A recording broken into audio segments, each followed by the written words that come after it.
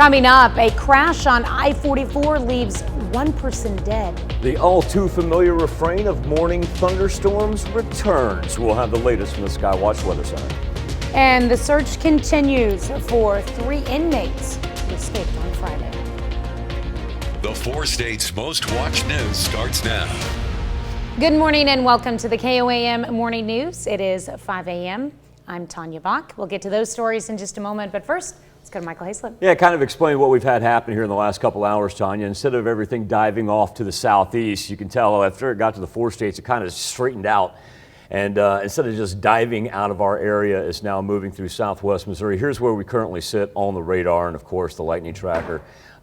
This thing's going to light up here when we put it in the last, 15, 20. Look at all that down there, and we're getting our fair share. Right here in the 4 states as well. Heavy rain on that line running north and south as everything continues off to the east. Here's what we have flood warning wise. Most of southeast Kansas, including, of course, several rivers. You see that storm report that came out of Labette County right there early this morning. In Parsons, they had hail 7/10 of an inch in diameter.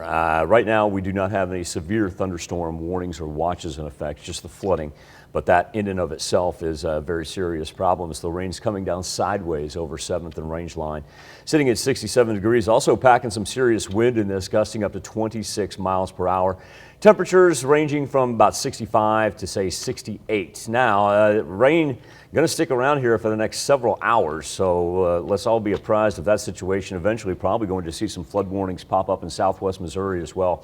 Should be done with this by, say, 9:30, 10 a.m. After that, yeah, we get a little afternoon sunshine, but all we're going to do is reload, get a nice afternoon, and get ready for tomorrow morning. Because, Tanya, I got a feeling the old Skywatch storm tracker is going to look just about the same tomorrow as what it's looking right now. Well, might have to cancel a few outdoor plans. Yeah, I would, especially if you have plans in the morning. Don't plan on anything happening in the morning here for really the next 3 mornings. And I probably should have mowed yesterday. Yeah, you're gonna be hard pressed to get it in before this weekend. I promise you that. That's for sure. It'll need it by then for sure.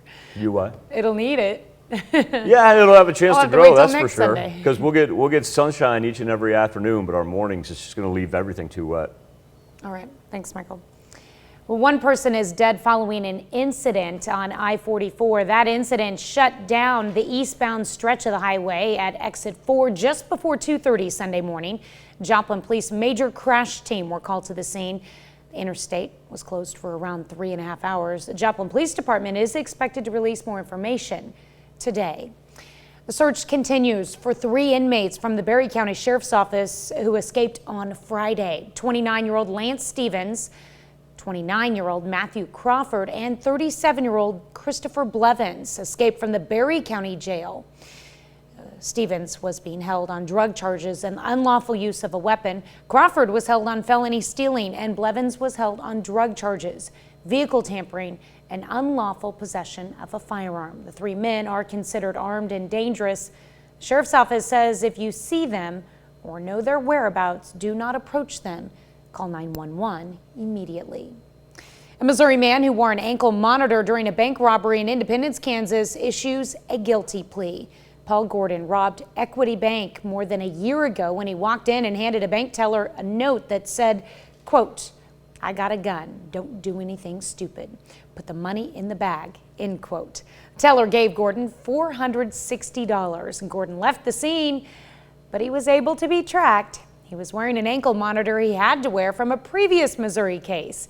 Ankle monitor tracked Gordon to his exact location. He will return to court August 19th for a sentencing hearing. Kansas Attorney General files first-degree murder charges in a Coffeyville man's death. Authorities say 61-year-old David Jackson of Coffeyville shot and killed Melvin Simpson Jr. on May 14th inside Jackson's apartment.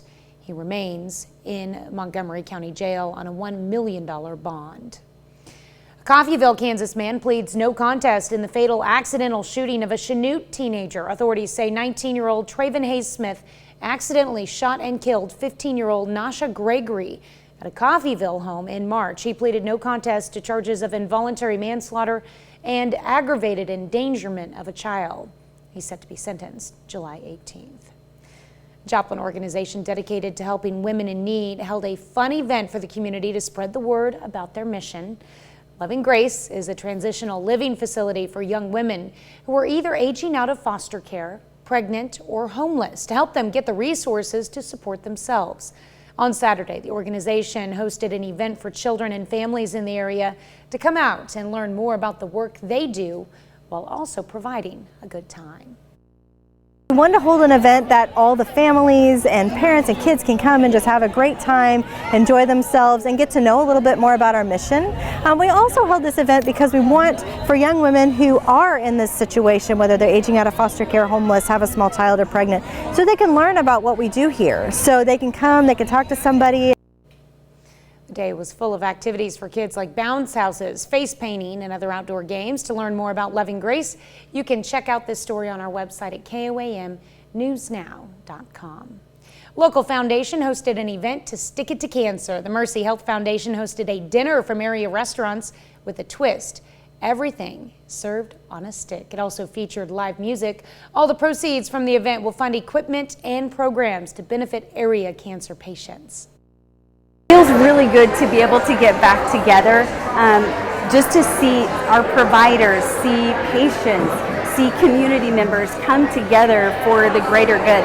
Every single person knows somebody, loves somebody who either has had cancer or who has cancer, and to know that what we're doing here tonight will help. Of course, our very own Doug Hetty emceed the event, and it was great to be able to attend the in-person event, first time held in 3 years in person. It was hosted at the Sterling Event Center. City of Pittsburgh will be making some improvements through federal investments. On Friday, U.S. Senator Jerry Moran from Kansas was on hand for the announcement. The police department is receiving $235,000 for new tasers and virtual reality training. City's also getting $3 million for a new water treatment plant that will last 75 years. There's going to be actual equipment that the officers will put on, like a headset, other sensors on the body, and they would be placed into this controlled training environment where they'd be placed in situations where they'd have to exercise de-escalation skills. Treatment plan is expected to cost a total of $40 million. The city is looking for other investment partners to help with the cost so it doesn't fall completely on taxpayers. Milwaukee County Zoo welcomes its newest member, a baby giraffe. The female giraffe calf was born 1 week ago, weighing in at a whopping 164 pounds and measuring in at almost 6 feet tall. The little girl is her mother Marley's third baby. No word on what the zoo will call her yet. Baby giraffe's got to put a smile on your face. Yeah. Because we all got to be sick and tired of the rain. We could just watch that video all day. It's so cute. I would love to, but unfortunately, I've got to track this. Yes. This is what we've been doing seemingly for 2 months now. As thunderstorm activity continues off to the east. Now, when you get to the western part of southeast Kansas, should be done pretty much for the day. See some sporadic rainfall, but really let's concentrate on the heavy rain coming down right now, just moving along and to the east of I-49. Speaking of the west of that, we've got flood warnings in effect for the majority of southeast Kansas all the way until tonight. That's right, those don't expire until 6:15. And then we get ready for additional rainfall that'll be here for Tuesday morning. Then we get a break each and every afternoon. And then we got more rainfall coming Wednesday morning. All right, that's a look at this morning's top stories and weather in our first 7 minutes. Coming up on the KOAM Morning News, the Royals step up to the diamond and take on the Astros. Do they have what it takes to beat them? Plus, 2 women who have been pen pals for 33 years finally meet. We'll have their inspiring story. And monkeypox cases continue to rise in the U.S. You're watching the KOAM Morning News. More real news in the morning. We'll be right back. Let's start with a little Major League Baseball action as the Royals back to close out a series with the Houston Astros. KC evened up the series on Saturday with a 6-0 shutout win. Series finale on Sunday, 4th inning, Kyle Tucker deep for the solo home run. That will extend the Astros lead to 3-0. A little bit later, 1 on for Salvador Perez. Royals catcher blasts a 2-run shot, and all of a sudden, KC has pulled within 1. We still have a 1-run game in the ninth when it's Kyle Tucker again. Line drive to right for the RBI single. Jeremy Pena will eventually ground a ball through the gap as the Royals get 3 in the top of the ninth inning. The bullpen kind of strands everybody, hangs them out to dry. Royals leave the bases loaded in the final frame as well, and Houston wins 7-4. Cardinals playing a 5th and final game against the Cubs. That's right, a 5-game series. This course due to the lockout at the beginning of the year and trying to squeeze in some doubleheaders. First 5-game series these two teams have played since 1903. So the series was tied at 2 games apiece headed into the finale. Lars Nootbaar, one of the best names in baseball, with an RBI single in the ninth to force extra innings, and Juan Yepes drives in the go-ahead run in the 11th, and the Cards win the nightcap 5-3. College baseball, Oklahoma State and Missouri State meeting in an elimination game in the regional tournament, one of the wildest games that evidently some of you have ever seen. Oklahoma State wins 29-15. This harkens back to like the old 1980s days of college baseball. The Cowboys were down 12-0 after 3 innings before coming back and outscoring Missouri State 29-3. Game breaking a number of records, 44 runs, the most combined runs for 2 teams in a single game in NCAA tournament history. The Cowboys 29 runs, the team's most in tournament history as well. That wild win earns the Cowboys a spot in the regional final against Arkansas, and evidently the offense not wanting to calm down. Oklahoma State wins this thing 14-10 in 10 innings.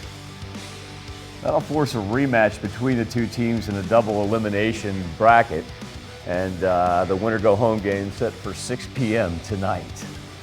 Celtics and Warriors on the floor, Game 2 of the NBA Finals. Now, Boston stole Game 1 from Golden State, dropping 40 points in the fourth quarter to come back and win. So the Warriors trying to win one at home before heading off to Boston, and they were able to do that as they outscored the Celtics by 21 points in the third quarter alone.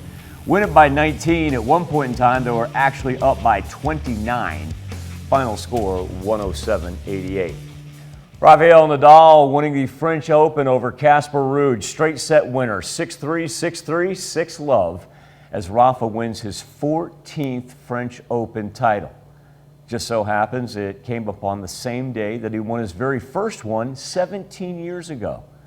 14 French Open titles, the most singles titles by any man or woman at a single major event, as Nadal is now a 22-time Grand Slam champion. That's also a record.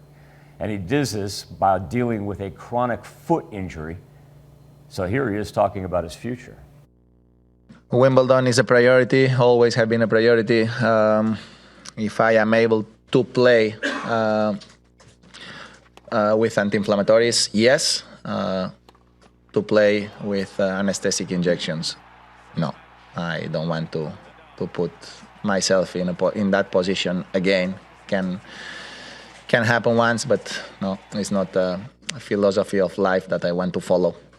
So let's see. I am always a positive guy. Even if you're not a tennis fan, always take time to check out Rafael Nadal. If you ever see him play on TV, that way you can tell your kids you saw one of the best of all time.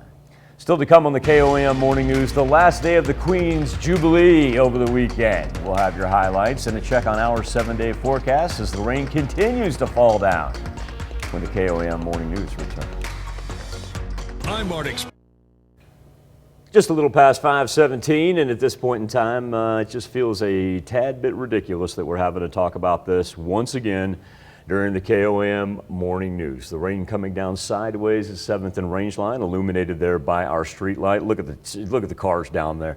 You just see the waters flying off of Rangeline as they come through. Everybody slow down. Remember that you get rain like that oil gets real slick. out on those roads. But by this point in time, I mean, my goodness, coming off of May and the beginning of June, if we're not used to driving in it by now, I'm not sure what to tell you. Heaviest rain moving just to the east of I-49. We've got a good north-south bend throughout most of southwest Missouri as everything moves off to the east. And not a whole lot on the backside of it, but we still will get sporadic raindrops coming out of the west for at least the next couple hours. And of course, we've got huge amounts of lightning to go along with that. Going to pick up some very heavy rain right here, right in between Nevada and Stockton. And we can just kind of take this little band back here south of I-44, now in between Neosho and Monette as well, where you see that orange. When we talk about the rain that we have had in the last 24 hours alone, look at this. We'll come in here into Labette County, and right there, that red spot in between Parsons and Oswego, right along 160, where we have 5 inches of rain that has fallen. And once again, that's in a 24-hour time span, so that's exactly where we'll see our flood warnings as well. You'll see the storm report, that icon, the circular icon coming out of Labette County, where early this morning we also had reports of hail. Current conditions over 7th and Range Line, 67 degrees. Temperatures not too bad, but it's mostly just trying to stay dry, because even after this rain is over for this afternoon and we begin to clear out and make our way up toward 80 degrees, well, guess what we've got coming tomorrow morning? Yep, we're going to reload and do it just in time for the Tuesday morning drive. And then we clear out for Tuesday afternoon. Lasts a little bit longer, though, yes, tomorrow morning than what it does this morning. And then we're right back at it again on Wednesday. So 3 consecutive days with morning thunderstorm activity on the 7-day forecast until we finally begin to dry out on Thursday. But then we got more rain on Friday, a little bit of a cold front as well. Mild weekend, sunny and in the 70s. Time now to turn our attention to the KOAM News Now Insta Poll and our Something to Talk About. A meeting that was decades in the making. 2 pen pals, one from Ohio, one from Brazil, finally able to meet each other in person. Catherine Ross with the story. In a nearly empty airport after several delayed flights, Tanya Niemer is holding on to souvenirs from a long friendship. This is the guide of her city, so she wanted me to look and see what her city is like, and she put little notes in them. The guides and letters have been connecting Tanya with Georgette Vitorino over 5,000 miles. And we've been writing each other since 5th grade, so it's been about, I'm going to age myself, 33 years. The pen pals met each other when Tanya was at Copley Fairlawn. Miss McGarvey from Copley, she's the one who said, you know, we need to broaden our horizons and let's connect with a school in Brazil, and I'm going to pair you up and connect you. Saturday, the two are connected in person. It was amazing to finally arrive. And the connection is clear. There were so many parallels in our lives. So both women, who always shared a love of writing and birthdays just days apart, grew up to become attorneys, raised families, and never lose touch. What I think is so special is that you can have so many wonderful feelings for a person you have never seen before. A whirlwind trip for Georgette and her husband includes a scavenger hunt around Hudson Saturday. I wonder, that's here. The friends exploring Northeast Ohio and finding friendship can spark through letters, span continents, and last years. You know, good people are everywhere, and she's really one of them. Brings us to our Something to Talk About Insta Poll question, asking, have you ever had a pen pal? You can vote by going to KOAMnewsnow.com/vote or connect to us via our Facebook page at KOAM News Now. We'll be back with Health Watch next. Topping Health Watch this morning, a new study published in the New England Journal of Medicine says a treatment used for diabetes may also help with weight loss. According to the study, tirzepatide may be able to help adults with obesity or who are overweight to lose weight. In the 72-week study, participants were able to lose 15 to 20% of their starting body weight. The medicine just recently got the stamp of approval from the FDA to treat diabetes too. But study participants did not have diabetes. Those with a family history of certain thyroid conditions should not use the medication. The number of monkeypox cases is rising in the U.S. The CDC says there have been 25 probable or confirmed cases reported in the U.S. in 12 states. Those states are California, Colorado, Florida, Georgia, Hawaii, Illinois, Massachusetts, New York, Pennsylvania, Utah, Virginia, in Washington. Officials urged medical professionals to be on the lookout for possible monkeypox cases, saying they encourage testing for the disease if they see a rash. The concern is that it could be spreading on the community level. The U.S. rolls out hundreds of vaccines across the nation, but these were not for the coronavirus. Friday, U.S. health officials said about 1,200 doses of vaccine for monkeypox are available in the U.S. 100 treatment courses for the virus have also been delivered to 8 jurisdictions, with more expected. U.S. is ramping up testing and contact tracing as the number of monkeypox cases climbs. Like I just said, 25 cases of monkeypox have been identified across 12 states. All of the patients are being treated or have recovered. The U.S. Centers for Disease Control and Prevention is urging doctors to be on the lookout for possible monkeypox cases. New variants are set to keep COVID-19 circulating at high levels throughout the summer. That's according to new research, and these variants may escape immunity created by vaccines and past infections. Mandy Gaither has a look at the latest data and what health experts say needs to happen now. New COVID-19 cases are down in the Northeast, but still rising in more than half of states as multiple offshoots of the Omicron variant now spread through the U.S. And recent research suggests that may keep case levels high throughout the summer. Coronaviruses historically do not give lasting immunity, and that's the reason why with the common cold coronaviruses, we can get infected maybe a couple times a year. The preprint research hasn't yet been peer-reviewed or published in a medical journal, but researchers who tested antibodies from the blood of vaccinated and boosted people and antibodies from those who'd recovered from a breakthrough COVID-19 infection found 2 of the latest offshoots are more likely to lead to breakthrough infections. Dr. Anthony Fauci says a new kind of vaccine is now needed. You want a vaccine that if you administer it in a nasal or oral way, it will give you enough upper airway protection that not only will you prevent infection, you'll prevent transmission.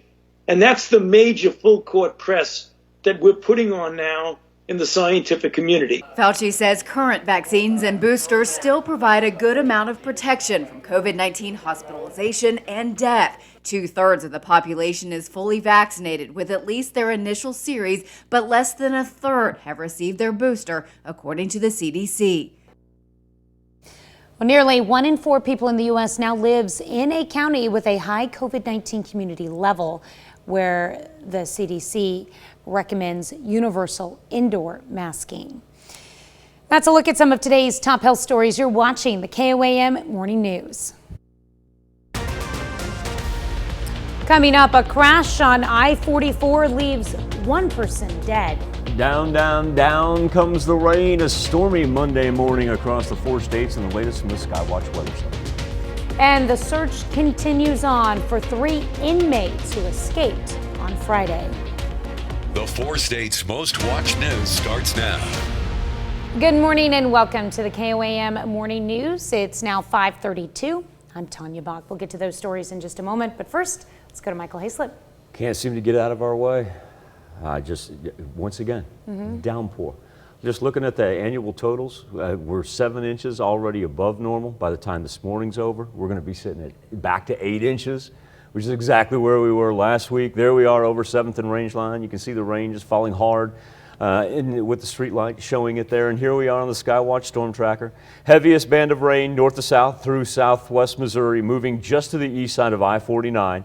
Now everything is progressing east out of our counties in here probably, I'd say, the next hour. We get a little sporadic rainfall on the backside of it, certainly not the heavy rainfall with the thunder and lightning we experienced overnight. But we've got flood warnings abound. You see that one that's now flashing. That's going to be for Verdigris River, and that's going to last all the way into Fall. Excuse me, that's the Fall River. Remember, Verdigris and the Fall run just about consecutively right there. That's the Fall River. That flood warning lasting all the way until Tuesday afternoon.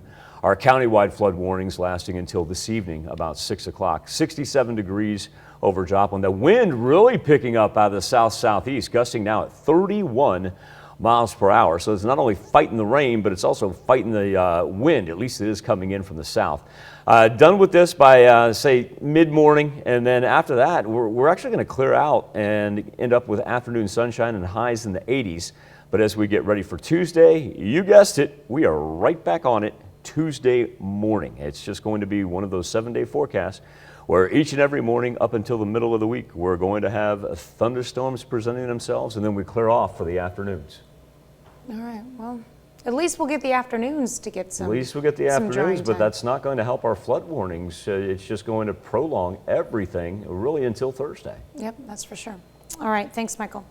Well, the search continues for 3 inmates from the Barry County Sheriff's Office who escaped on Friday. 29-year-old Lance Stevens, 29-year-old Matthew Crawford, and 37-year-old Christopher Blevins escaped from the Barry County Jail.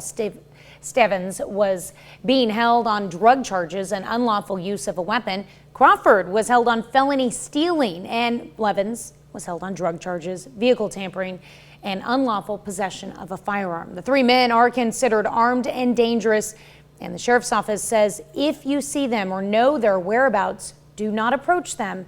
Call 911 immediately. 1 person is dead following an accident on I-44. That accident shut down the eastbound stretch of the highway at exit 4 just before 2:30 Sunday morning. Joplin Police major crash team were called to the scene. The interstate was closed for around 3.5 hours. Joplin Police Department is expected to release more information today. Joplin organization dedicated to helping women in need holds a fun event for the community to spread word about their mission. Loving Grace is a transitional living facility for young women who are either aging out of foster care, pregnant, or homeless to help them get the resources to support themselves. On Saturday, the organization hosted an event for children and families in the area to come out and learn more about the work they do while also providing a good time. It's been a tough few years with COVID. Everybody says that. We all know that. It's no news flash, but it's been really disconnecting. People haven't been able to get together in large groups and talk to each other and just do life on life together. And it's really fun to be able to provide a community event so people can come together and talk to each other and enjoy each other and just be together, you know. The day was full of activities for kids like bouncy houses, face painting, and other outdoor games. To learn more about Loving Grace, you can check out this story on our website at KOAMnewsnow.com. The Carthage VFW turned 90 years old over the weekend, although that's not how long it's been in the area. It's the amount of time it's existed as an organization. The Veterans of Foreign Wars is made up of veterans who served all over Vietnam, Korea, Iraq, to name a few. VFW says they're using the day to give members a chance to relax and enjoy themselves. We generally do at least 44 to 45 events a year just for the post. And so if there's 52 weeks out of the year, you can see that's a lot. And so we're always helping brothers and sisters across the world, not just in the Carthage area, but predominantly in the Carthage area. So we're all just kind of relaxing. We got bounce houses out back. We got free hot dogs, water. Birthday celebration also included live music from the multi-genre band, Out for a Ride. The 4-State Photography Enthusiast Club held a benefit poker run for 2 of their members, Danny and Donna Wilson. Danny Wilson has had a tough bout with COVID and has not been able to work since September. So the funds are going towards helping him and his wife with medical expenses. And he hasn't had a chance to work since September, so he's just a fellow photographer friend of ours, and we wanted to do something to help him offset at least some of those ongoing bills. They have a GoFundMe set up, and you can find the link on our website at KOAMnewsnow.com. Being on I-49 isn't going to be too bad, whether you're going north or south, because the heaviest of the rain has moved off to the east. However, If you're headed up towards Springfield on 44, unfortunately, you're going to be chasing it. You're going to be in the thick of it there, especially for Lawrence County. Give this thing about another hour, and it should, the heaviest of the rain will push east of our highlighted counties. A little back build coming up for the northwestern portion and right along the Kansas-Oklahoma state line. Certainly not what we experienced earlier, but remember, we've got flood warnings in effect all the way until this evening for southeast Kansas. All right. This morning, we're discussing pen pals. Woman from Ohio and a woman from Brazil have been pen pals for 33 years. Here's the catch. They've never met. So the one in Brazil came up to Ohio to meet her pen pal for the first time ever. Women who have shared a love of writing and even shared birthdays days apart never lost touch. Friends explored through Northeast Ohio and even did a scavenger hunt together. These friends proved that even if you're continents away, friendships that start with letters can last decades. Brings us to our something to talk about this Asking morning. if you've ever had a pen pal. Right now we're split right down the middle, 50% saying yes you have, 50% saying no, haven't tried it. Remember, it's never too late to track one down. Usually your library can be a valuable resource when it comes to hooking you up with a pen pal. Yeah, in the days before cell phones, yes, there was a time. This is how you communicated. Well, and back in our day, that was something that I think every class did in elementary school at some point in time. Or you'd go to a summer camp, you'd make friends, you'd exchange addresses, you'd write letters until the next summer, you know? Right. That's how you stayed in touch. All right, that's a look at our top news stories. Coming up this half hour in the KOAM Morning News, a 104-year-old woman gets a lifetime wish granted. Trust me, I say this is adorable. Plus, an 83-year-old man sets a new world record. We'll explain. You're watching the KOAM Morning News. More real news in the morning. We'll be right back.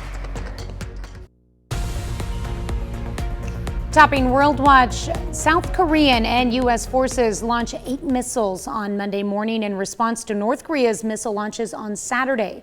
South Korean and U.S. attacks were fired at the water off the east coast of the Korean peninsula. Move comes as South Korean Joint Chiefs of Staff issue a statement to strongly condemn North Korea's continuous ballistic missile provocations in the region. Queen Elizabeth made a surprise appearance on the balcony of Buckingham Palace on Sunday during the final day of her Jubilee celebrations. The 96-year-old monarch skipped events on Friday and Saturday after experiencing discomfort during the opening day parade on Thursday. Her balcony appearance capped a spectacular 70th anniversary Platinum Jubilee finale on Sunday. 6,000 people took part in the People's Pageant in her honor, marching through central London to the palace. Carnival procession route echoed Queen Elizabeth II's coronation 70 years ago. The Queen was joined by 3 generations of her family, Prince Charles and his wife Camilla, as well as Prince William and Catherine and their 3 children. Prince Harry and Meghan, the Duchess of Sussex, who have kept a low profile during their return to the UK, were not present at the celebrations on Sunday. Spectators got a hint the Queen would be making a surprise appearance when the royal standard flag was raised over the palace near the end of the parade. Exciting. Well, the world's largest hotel chain is suspending all of its operations in Russia. Marriott International announced Friday it will no longer be conducting business in Russia because of the invasion of Ukraine. In March, Marriott announced the closing of its corporate office in Moscow and would be putting the opening of any new hotels in Russia on pause. Friday's action takes its initial response much further. Marriott says it's also taken steps to support Ukrainian refugees, providing housing in 85 of its hotels in neighboring countries. Hotel chain says it's also donated $2.7 million to Ukrainian relief organizations. An 83-year-old man is now the world's oldest person to sail solo across the Pacific Ocean nonstop. Japanese ocean adventurer Kenichi Hori set sail from San Francisco on March 27th. On Saturday, he arrived in the waters off of western Japan. He's actually made this trip several times. Hori made no port calls during this last record-breaking trip, though. But he checked in with his family every day to let them know he was okay. On finishing his trip, he said, quote, "Do not let your dreams just stay as dreams. Have a goal and work towards achieving this, and a beautiful life awaits." The Ukrainian capital was rocked by several large explosions on Sunday. The mayor says at least one person was hospitalized after missile strikes. Military officials say Ukrainian forces were able to shoot down a Russian missile south of the capital, and Ukraine's state-run nuclear power operator is accusing Russia of nuclear terrorism after a Russian cruise missile reportedly flew critically low over a plant in the south. Ukraine's military claims to have retaken about half the city of Severodonetsk.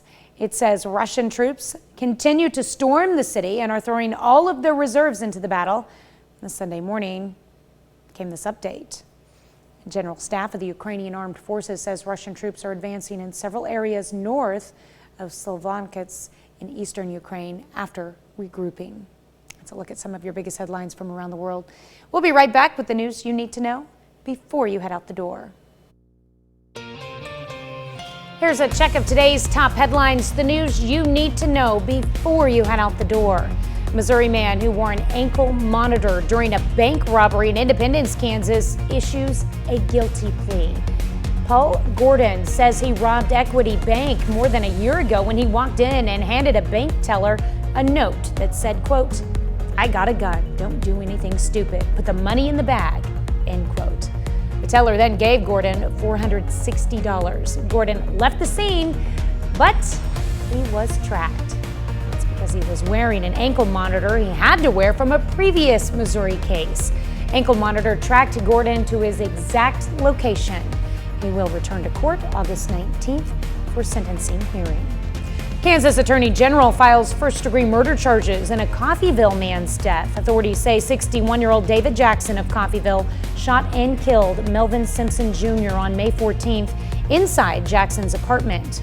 He remains in the Montgomery County Jail on a $1 million bond. A Coffeyville, Kansas man pleads no contest in the fatal accidental shooting of a Chanute teenager. Authorities say 19-year-old Traven Hayes Smith accidentally shot and killed 15-year-old Nasha Gregory at a Coffeyville home in March. He pleaded no contest to charges of involuntary manslaughter and aggravated endangerment of a child. He's set to be sentenced July 18th. Authorities continue to search for 3 inmates who escaped from the Berry County Sheriff's Office. 29-year-old Lance Stevens, 29-year-old Matthew Crawford, and 37-year-old Christopher Blevins escaped from the Berry County Jail on Friday. Stevens was being held on drug charges and unlawful use of a weapon. Crawford was held on felony stealing. Blevins held on drug charges, vehicle tampering, and unlawful possession of a firearm. 3 men are considered armed and dangerous. The Sheriff's Office says if you see them or know their whereabouts, do not approach them. Call 911 immediately. That's a check of today's top headlines, the news you need to know before you head out the door. Our line of torrential rain that we saw on the north-south band throughout southwest Missouri, indicated by the yellow and the orange, starting to break up just a little bit, but even the dark green and any green that you see, it's still coming down at a pretty good clip. And also, too, not quite done with our lightning. There's strikes that we've picked up in the last 15 minutes alone. With that being said, as it looks like it clears off to the west side, remember, out to the west is also where we have countywide flood warnings lasting until 6 o'clock tonight. Temperatures eventually up into the 80s. We'll clear off the skies a little bit for this afternoon. However, there you go, Mother Nature. Mother Nature likes to get in the way of the weather trend as well. She's like, let me think about this for a second. As our rain is eventually gone here, I would say in the next hour and a half, we'll begin to clear off. A little bit humid, that's for sure, as we'll be up into the 80s with all this moisture sticking around. And even after a good-looking afternoon and evening, we've got more rain headed our way for Tuesday morning. Be back with more KOAM Morning News right after this. A Connecticut centenarian is proving you're never too old to check things off your bucket list. 104-year-old Bertha Comer always wanted to hold a penguin. Random thing to want, but hey, she did. And on Saturday morning, she got to hold that penguin. Leslie Gooden was there and shares the experience with us. That's right. We are here with Mystic Aquarium, who is fulfilling a big wish for a special person who wanted to meet this guy, Mr. Red Green. So you can go ahead and give him some pets. Is it everything you thought it would be? No, I didn't expect this. It's wonderful. Let's hear it for Miss Bertha. Tickle. 104-year-old Bertha Comer is a resident of Farmington at Village Gate, and her lifetime wish is to be able to hold a penguin. So her caregivers in Twilight Witch, Connecticut, made her dreams come true right here at her home. Just petting the penguin and seeing them close up. Bertha was not only joined by her friends, but her daughter and granddaughter surprised her for her big day. I'm just so excited for her and just so happy that she's able to have had this wish come true and just to have been in our life for as long as she has. We asked Bertha what her secret to a long, happy life and marriage is, and she told us this. I don't know. Haven't figured that out yet. And if you like to meet Mr. Red Green and other penguins, you can go to Mystic Aquarium. But if you'd like to have your own interactive experience, you can check out their website. All right, we'll be right back with another look at your forecast. Still holding on to the rain here for, say the next 45 minutes to an hour as it slowly pushes off to the east out of southwest Missouri. Sporadic rainfall coming out of southeast Kansas right now, but remember, that's also too where we have flood warnings.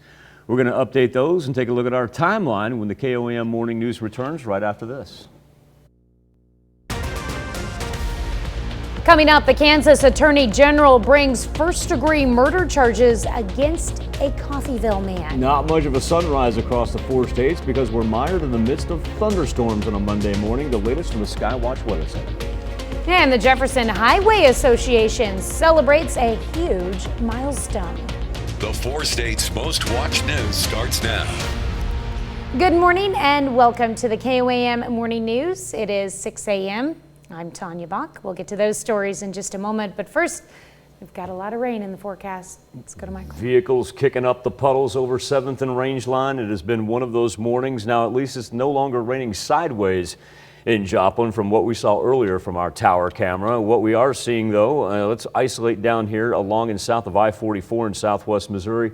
And between Mount Vernon, Monette, and down to Cassville is where we're seeing the hardest of the rain. A north-south band that at least is letting up to the northern portions of southwest Missouri, even though those showers are going to continue on for the next hour.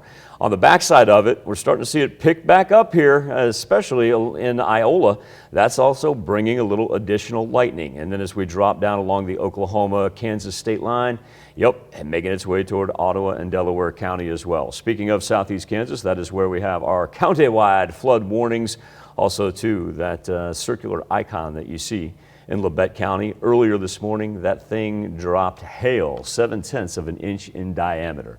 67 degrees. Wind has at least calmed down a little bit. We were picking up gusts of 30 miles per hour not too long ago. But as long as it blows in from the south, that means a little bit warmer temperatures, as it could be nasty if it was coming in from the north. After we dispatch of this, about 8:30, 9 o'clock, we should be done. Then it's going to get humid this afternoon because our skies will part and we'll get up into the 80s. Enjoy the afternoon and evening because guess what's going to transpire tomorrow morning? Here we go once again.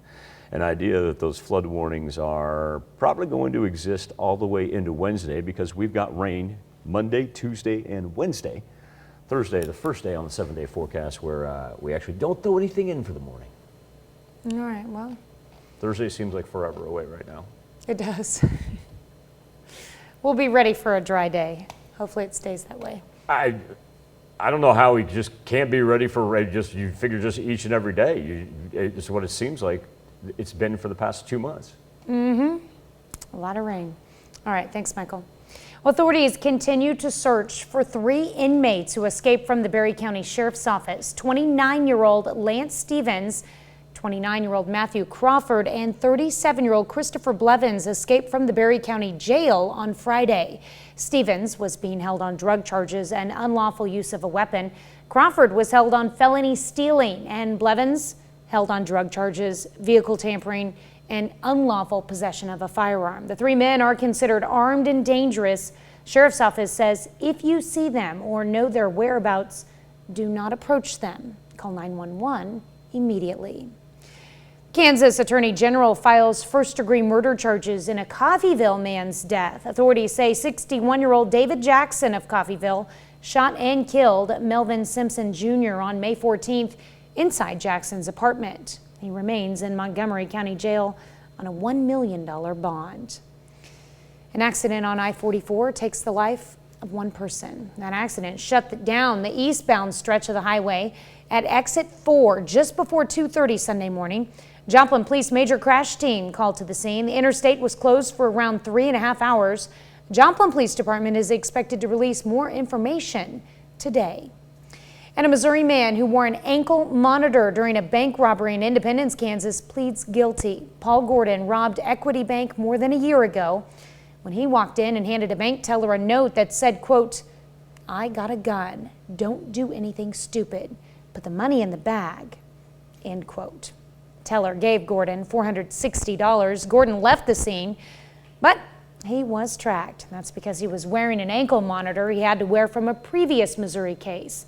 The ankle monitor tracked Gordon to his exact location.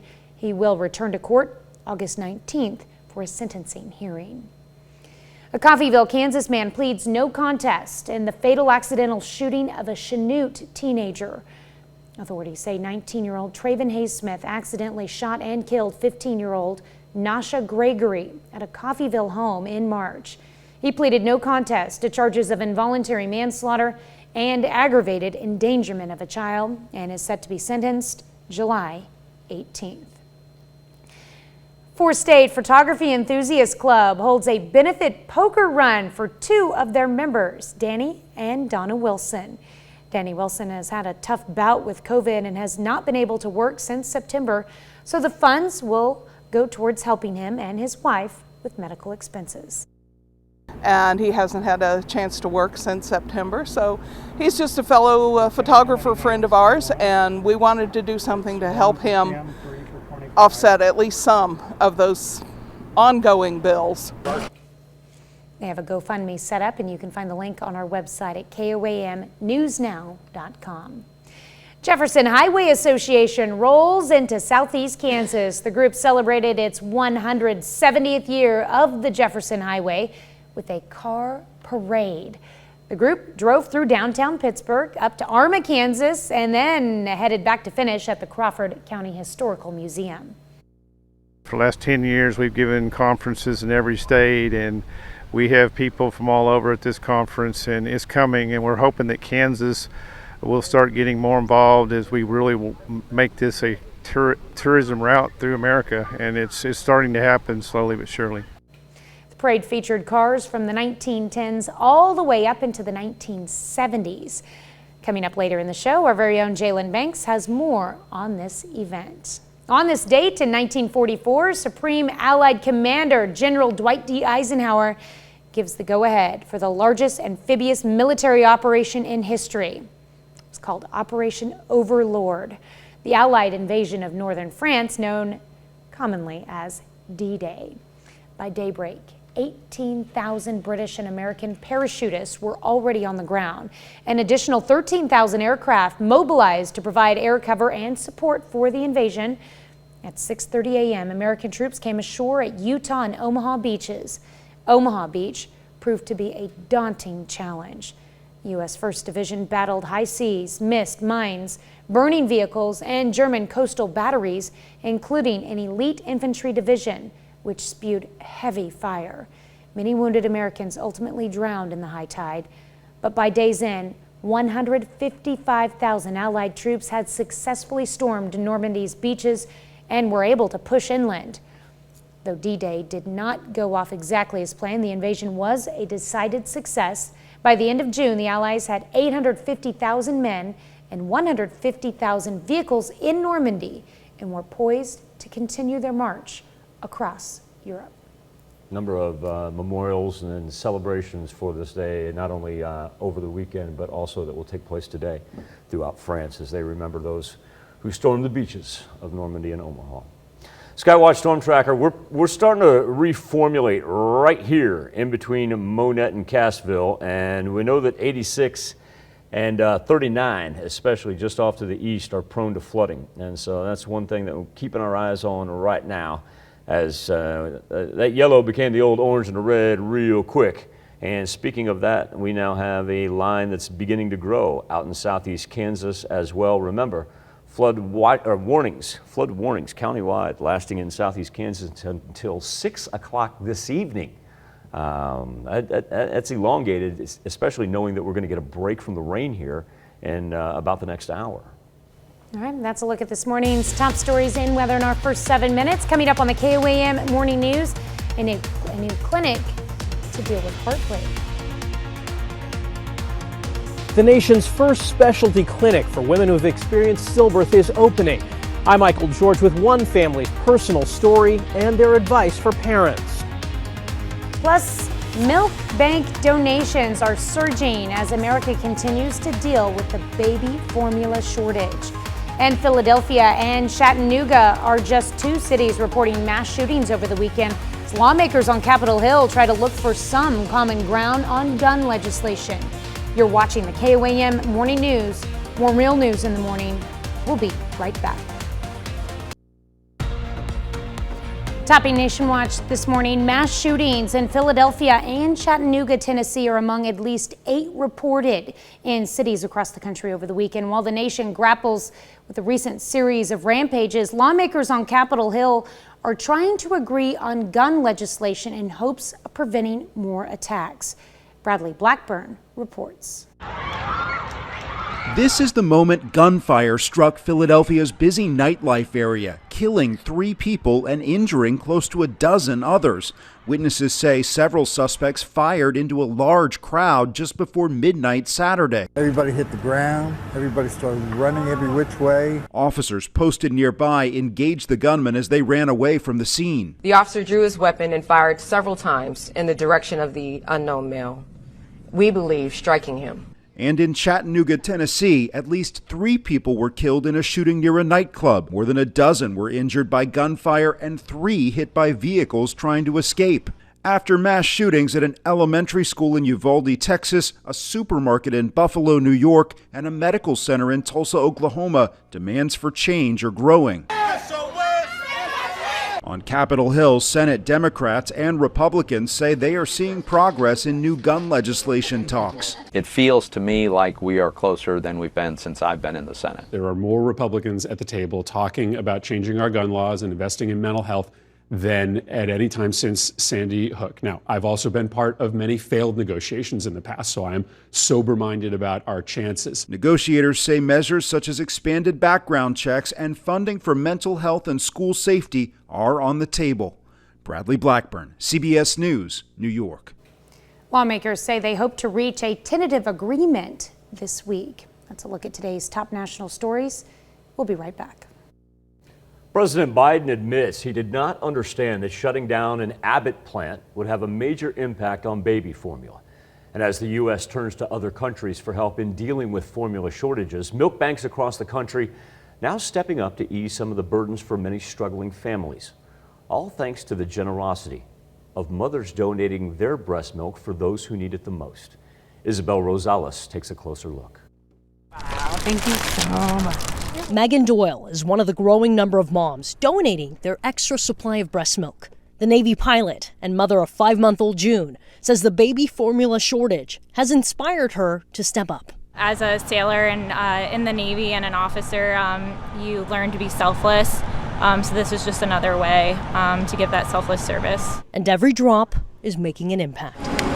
Donations are pouring in at the University of California Health Milk Bank in San Diego. Executive Director Lisa Stillwagon says they've seen a 5-fold increase in people signing up to donate. The unexpected response to this formula shortage has been the outpouring of desire to help other people from families in our community. We had a call from a young woman who wanted to try to lactate so she could help us. She does not even have a child. That surge in donations means the nonprofit can expand its supply at a time when families are struggling to find formula on store shelves to feed their babies. It could be a child born and adopted, a child born via surrogate pregnancy, and the family isn't going to have access to the mother's milk. Thanks to that generosity, hospitals relying on the milk bank are able to send new families home with a lifeline. Pediatrician Michelle F. says the donations are critical for women who are not able to produce any milk or enough of it, including those with biological or medical limitations. Approximately half of our newborns need some amount of supplementation, and I would say that 75% of those choose to use the donated human milk. Back at the milk bank, before that precious liquid reaches hospitals or homes, donors are required to take a questionnaire, get written clearance from a doctor, and take a blood test. It's just a safety thing. Then that donated milk is pasteurized and tested. And while there are large-scale efforts underway to ease the formula shortages, this is going to help so many people. moms are taking action and helping each other during this desperate time. It actually makes me feel really sad, but also happy that I'm able to help, I'm Isabel Rosales reporting. If a parent needs milk from a nonprofit milk bank, they must have a prescription from their child's doctor. Donor milk costs between $4 and $5 per ounce to cover processing fees. It's a cost often covered by hospitals when babies are in a neonatal intensive care unit. Insurance sometimes covers the costs for outpatient when there is a, quote, medical need. A look at the Skywatch storm tracker as the heavy rain now beginning just to depart our area, but here we go. We're always going to back build this morning. That's going to be the key factor. As we see a little bit now bubbling up in Newton County, just behind this heavier one that's in between Monette and Cassville. So like I said, we're quite a ways from being over here, and now we're making our way through Delaware and Ottawa County and northeast Oklahoma as well. Turn our attention to southeast Kansas. Still pretty good line of rain just east of Iola down to Erie, so that's going to cause problems on Highway 400. And then a little bit of scattered activity out to the far west. Now, speaking of out to the west, that's where we find our flood warnings throughout southeast Kansas, and also the Fall River indicated there in that dark green. We see the Neosho River down in the Miami Commerce area with a flood warning as well. As far as its time goes, that's going to last all the way until Friday, and that's because when we get to the 7-day forecast, you're going to see that our rain chances persist for Monday morning, Tuesday morning, Wednesday morning, and Friday morning. Up there by Vernon County, that is for the Osage River. That's at the Shell City gauge, and that lasts all the way until Tuesday. Look at the 7-day forecast. We'll show you that even though we get afternoon breaks and have temperatures in the 80s each day, we just reload every night, and it'll be on us for the morning drive until the middle of the week. Be back with more KOAM Morning News right after this. Topping Health Watch this morning, every year more than 20,000 pregnancies nationwide result in stillbirth. Now a first of its kind clinic is opening in the U.S. for women and their families who have experienced this heartbreaking tragedy.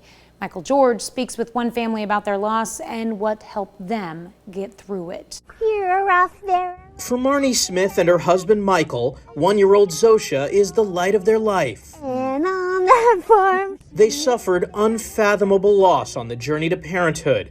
In 2019, their son Heath was stillborn at nearly 37 weeks. We were completely shattered, devastated. You know, it's supposed to be one of the happiest days of your life, and with the flip of a switch, it turns into a nightmare. Marnie says when she was pregnant with Zosha, her anxiety was the biggest challenge.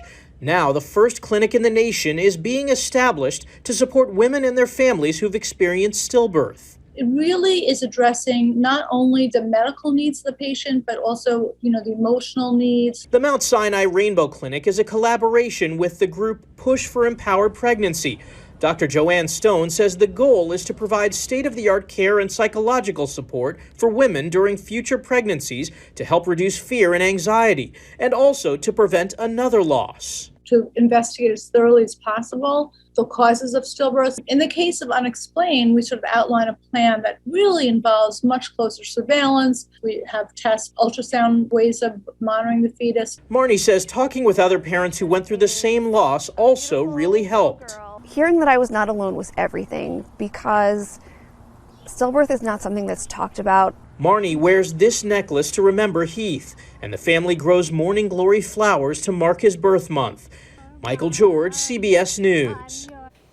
Research shows with increased awareness, support, and high-quality care, more than a quarter of stillbirths in the U.S. are preventable.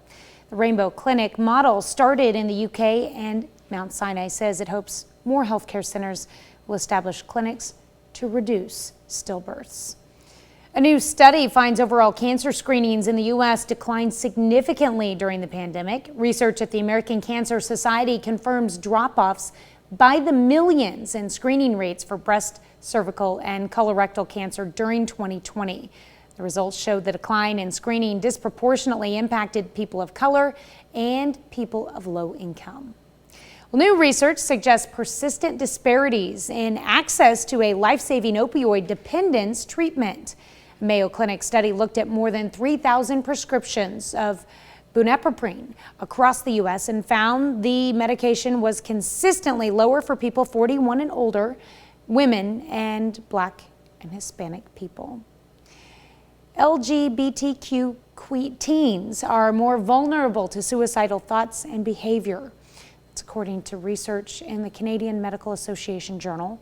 Data gathered from 6,800 adolescents shows 14% of sexual minority youth were seriously considering suicide. Transgender youth were at highest risk, 5 times as likely to attempt suicide. Let's look at some of today's top health stories. You're watching the KOAM Morning News. I want to use this map to kind of illustrate what we're going to go through this week. And we're not looking at anything severe, but the fact that even when we're in the marginal to low category. So there we are for today. That's tomorrow. That's Wednesday. And so once again, it's one of those things. We cannot get out of the way of the rain. Really picking up once again on the western or eastern portion of Newton County right there, right along Highway 60, just about to make its way to 37. We'll update our flood warnings when here in just a little bit. But also, too, more heavy rain in between Cassville and Branson. And flood warnings until 6 o'clock tonight. We'll be back right after this. Coming up, the Kansas Attorney General brings first-degree murder charges against a Coffeyville man. A gloomy start and a stormy start to our work week. We'll have the latest from the Skywatch Weather Center. And the Jefferson Highway Association celebrates a huge milestone. The 4 states' most watched news starts now.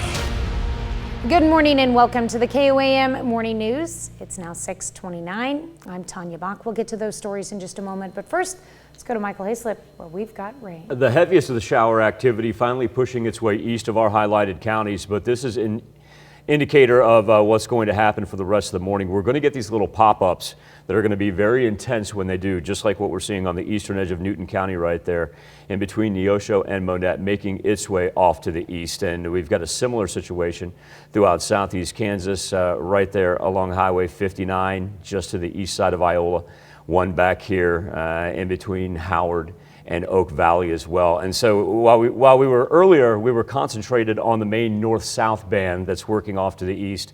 Know that it's going to keep on popping up on us till really about 8:30, 9 a.m. Skywatch Storm Tracker with flood warnings county-wide through southeast Kansas all the way until 6:15. We also have river-specific flood warnings for the Fall River, the Neosho River, and also the Little Osage River. And some of those last all the way into the weekend. Live look over a soaked 7th and Rangeline, 67 degrees. At least the rain has let up just a little bit. And the wind calmed down after the rain left as well. Temperatures really haven't moved, even though we're past sunrise, in between 63 and 67 degrees. As we get into future track, we're going to get a break this afternoon and make it up into the 80s, partly sunny skies. But then here we go, just in time for tomorrow morning's ride. Let the thunderstorms commence once again. You'll notice, especially down to the south, that's where we're going to see the majority of the rain for not only Tuesday morning, but also Wednesday morning. Finally, Thursday, we should be able to wake up with a Skywatch storm tracker that is not green. All right. Well, looking forward to a dry day. That's what Until then, we will commence will with the green, the yellow, the red, and the orange. There you go. Thanks, Michael. Well, a crash on I-44 takes the life of one person. That incident shut the eastbound stretch of the highway down at exit 4 just before 2:30 Sunday morning. Joplin Police Major Crash Team was called to the scene. The interstate closed for around 3.5 hours. Joplin Police Department is expected to release more information today. Authorities continue to search for 3 inmates who escaped from the Berry County Sheriff's Office. 29-year-old Lance Stevens, 29-year-old Matthew Crawford, and 37-year-old Christopher Blevins escaped from the Berry County Jail on Friday. Stevens was being held on drug charges and unlawful use of a weapon. Crawford was held on felony stealing. Blevins held on drug charges, vehicle tampering, and unlawful possession of a firearm. The 3 men are considered armed and dangerous, and the Sheriff's Office says if you see them or know their whereabouts, do not approach them. Call 911 immediately. The Kansas Attorney General files first-degree murder charges in a Coffeyville man's death. Authorities say 61-year-old David Jackson of Coffeyville shot and killed Melvin Simpson Jr. on May 14th inside Jackson's apartment.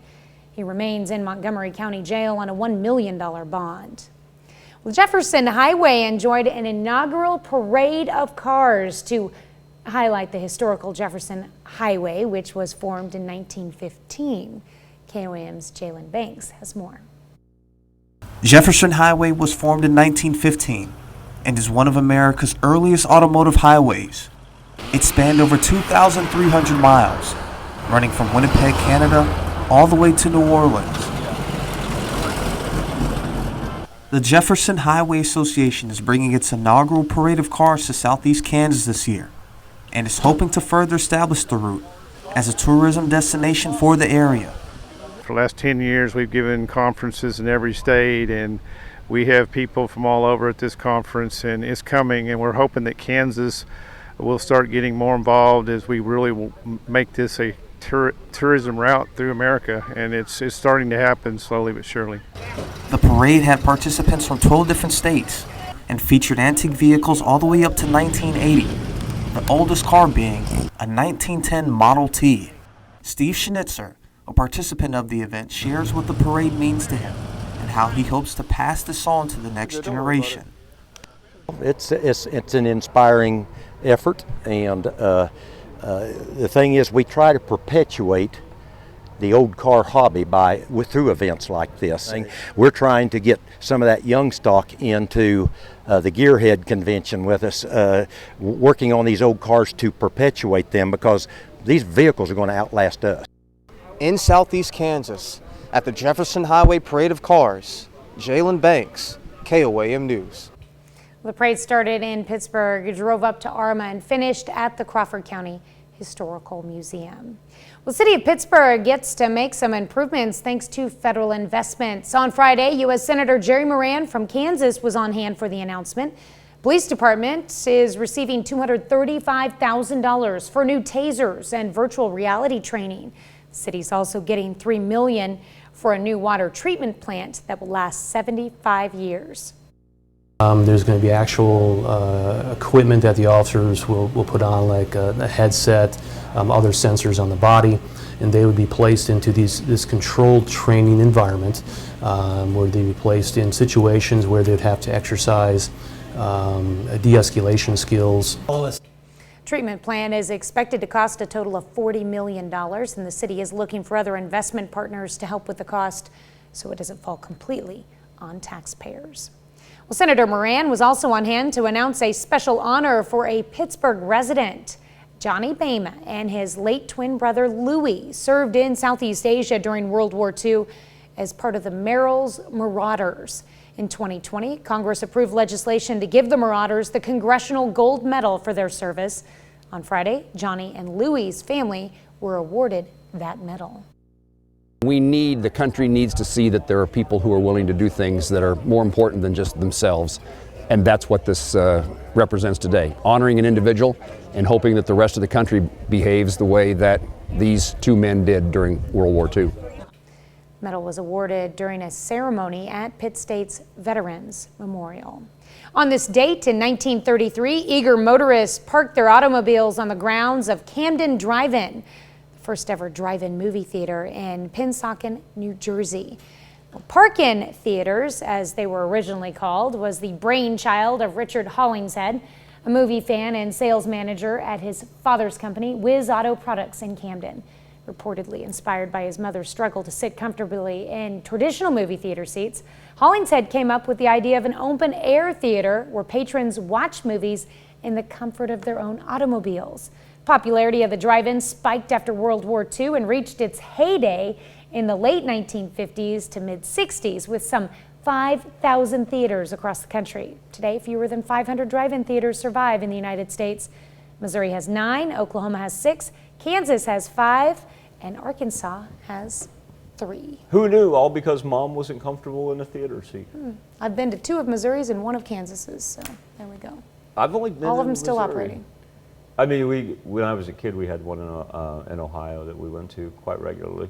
I didn't know it was such a novelty. I guess when you grow up with one, you don't think about it as a novelty until you get to a place that doesn't Well, I know have they one. were still big in the 80s. It was the early 90s where they just started to fizzle out. Yeah. Ours run double features. Yes, they do. Which for those of us that work morning shows are often hard to stay awake for the second movie. Yes, because they can't start till dark, obviously. I've been there, done yeah. that. All right, Tanya, now we got this one that's now approaching Monette. Heavy, heavy rain. It hasn't had any lightning involved with it, but once again, that's just going to ride just south of I-44 and push off to the east, and we're getting a little back build. If you push out to the far west, we're even seeing the clouds begin to clear, but that's still why we're going to hang on to this for next hour or so. After we clear out, remember temps are going to be in the 80s today, so could be a tad bit humid for this afternoon. Get ready for additional rainfall headed our way for Tuesday and Wednesday morning. That's a look at our top news stories. Coming up this half hour in the KOAM Morning News, summertime usually means travel, but this year it also means rising gas prices. Plus, we'll meet a pair of friends who've been lifelong pen pals. Our question for you today is, have you ever had a pen pal? I sure have. We'll let you weigh in. We'll be right back. In Consumer Watch this morning, this week investors will get the latest gauge on how quickly prices are rising across the U.S. That report is due this Friday. Tom Wade is in Los Angeles and has more on the surging fuel prices, what that amounts to this summer.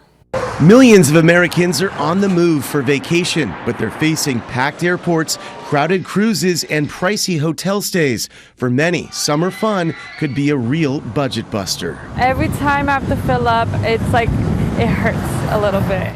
For those taking a road trip, gas nationwide is averaging $4.84 a gallon. A year ago, it was just over $3. The gas is killing me. Rental cars, if you can find one, are more expensive than before the pandemic. Hotel prices are up 42% from a year ago, and airfares 45%. For flyers, it only adds to the frustration. When I came into LAX, it was terrible. The lines were too big.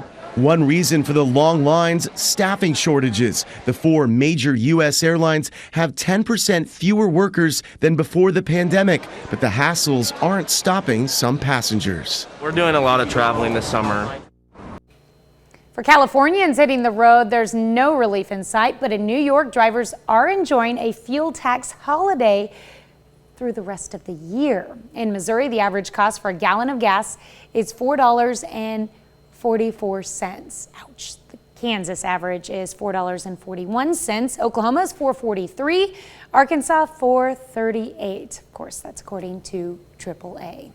That's it for Consumer Watch. Let's go over to Michael for our Something to Talk About. Thank you, Tanya. This morning on the KOAM News Now Insta poll and our Something to Talk About on the Facebook page, a woman from Ohio and a woman from Brazil have been pen pals for 33 years.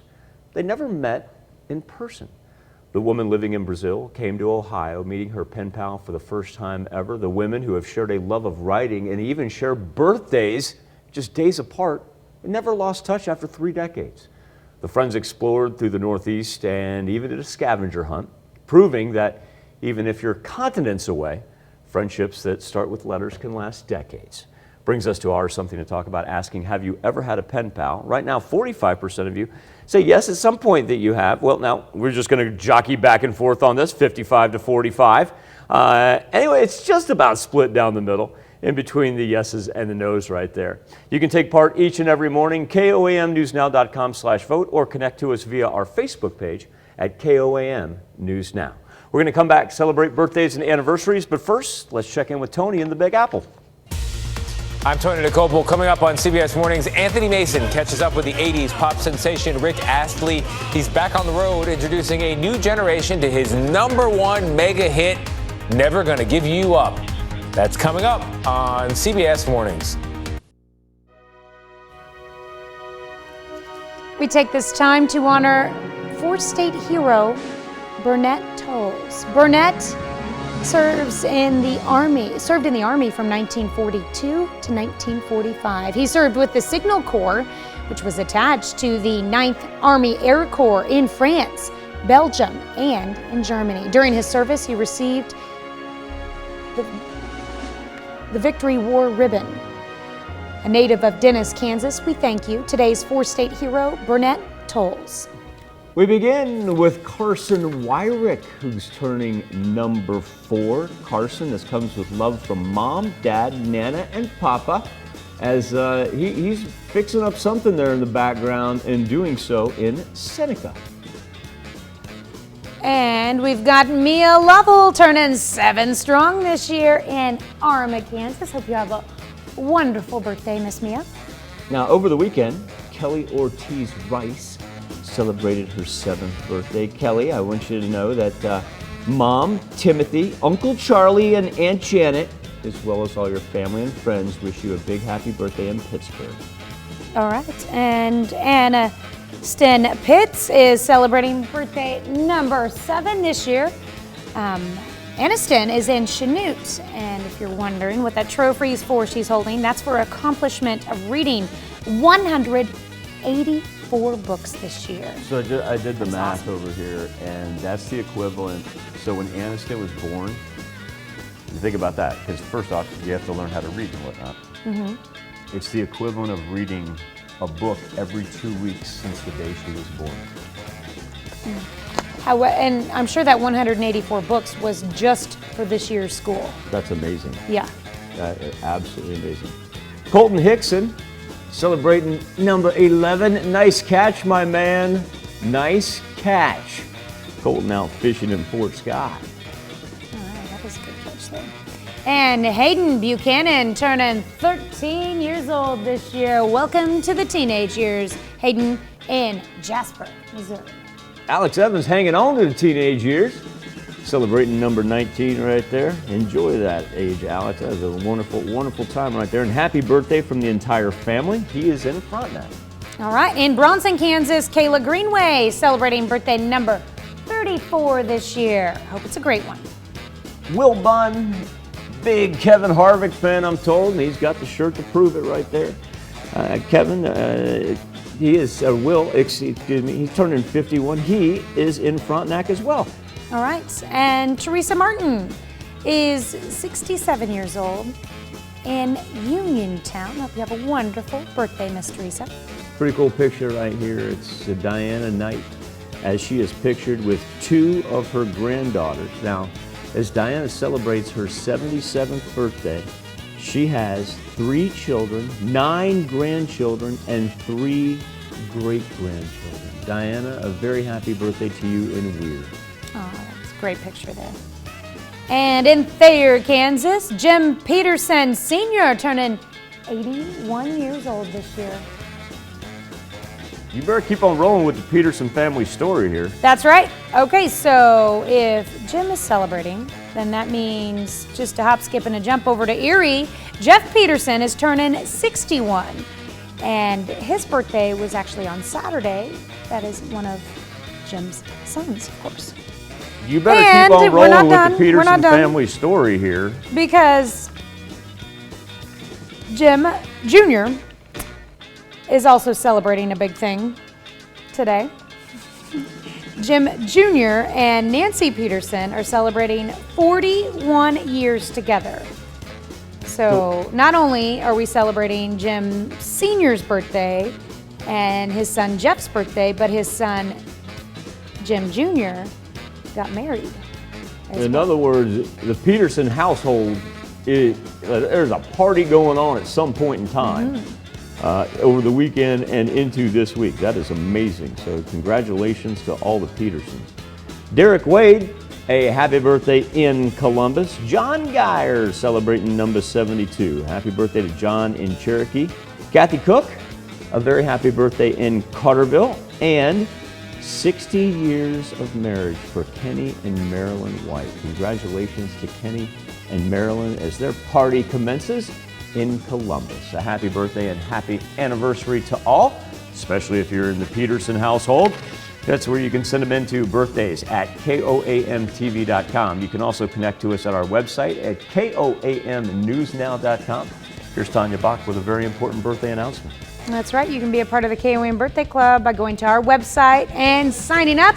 You get special deals from local businesses when you do. Go to KOAMNewsNow.com and sign up for the KOAM Birthday Club today. Coming up, when the KOAM Morning News transitions over to Fox 14, the future of medicine. We're going to take you to a health center in Arkansas using virtual reality as part of its physical therapy program. Once again, we'll join Lou as well over on the KOAM Morning News on Fox 14. We'll be right back with more KOAM Morning News right after this.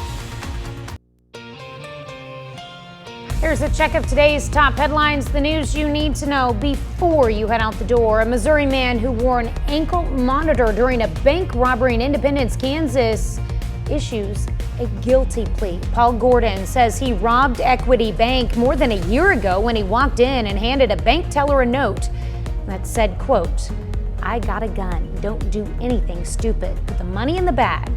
End quote. The teller gave Gordon $460. Gordon left the scene. He was able to be tracked. That's because he was wearing an ankle monitor he had to wear from a previous Missouri case. The ankle monitor tracked Gordon to his exact location. He will return to court August 19th for a sentencing hearing. The Kansas Attorney General files first-degree murder charges in a Coffeyville man's death. Authorities say 61-year-old David Jackson of Coffeyville shot and killed Melvin Simpson Jr. on May 14th inside Jackson's apartment. He remains in the Montgomery County Jail on a $1 million bond. And a Coffeyville, Kansas man pleads no contest in the fatal accidental shooting of a Chanute teenager. Authorities say 19-year-old Traven Hayes Smith accidentally shot and killed 15-year-old Nasha Gregory at a Coffeyville home in March.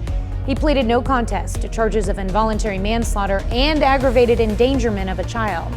He's set to be sentenced July 18th. Authorities continue to search for 3 inmates who escaped from the Berry County Sheriff's Office. 29-year-old Lance Stevens, 29-year-old Matthew Crawford, and 37-year-old Christopher Blevins escaped from the Berry County Jail on Friday. Stevens was being held on drug charges and unlawful use of a weapon. Crawford was held on felony stealing. Blevins held on drug charges, vehicle tampering, and unlawful possession of a firearm. The 3 men are considered armed and dangerous. Sheriff's Office says if you see them or know their whereabouts, do not approach them. Call 911 immediately. That's a check of today's top headlines, the news you need to know before you head out the door. So got some heavy rain dominating southwest Missouri, south of I-44 right now, moving through Monette. Our lightning has calmed down somewhat. A little bit of a back build making its way through southeast Kansas. Remember, southeast Kansas also where we have the flood warnings until 6 o'clock tonight. Give it a little bit, we'll finally get rid of it. And this afternoon, a tad bit humid with the breaking cloud cover, some sunshine up into the 80s. Tuesday morning, rinse and repeat. When I say rinse, I mean just feed us more water, please. Especially to the south is where we'll see the majority of our rainfall for both Tuesday morning and Wednesday morning. Each afternoon, we're up into the 80s, but we can expect those flood warnings to persist pretty much into the weekend. All right, well, coming up today at noon, we're making the ultimate tuna melt in the Mr. Food Test Kitchen. Morning news continues on KOAM. CBS Mornings coming up next. A look into the first hearing of the January 6th attack on the Capitol and what witnesses are saying. Or you can switch on over with us on Fox 14, where your only local morning news continues. This morning, we're taking a closer look at gun detection technology. Plus, hiring remains strong. Despite recession fears, we're going to have the latest, so flip over and join us over on Fox 14. That wraps it up for this Monday edition. Try to stay dry. More importantly, be safe. We'll do this all again tomorrow morning. And we're going to do it again today at noon.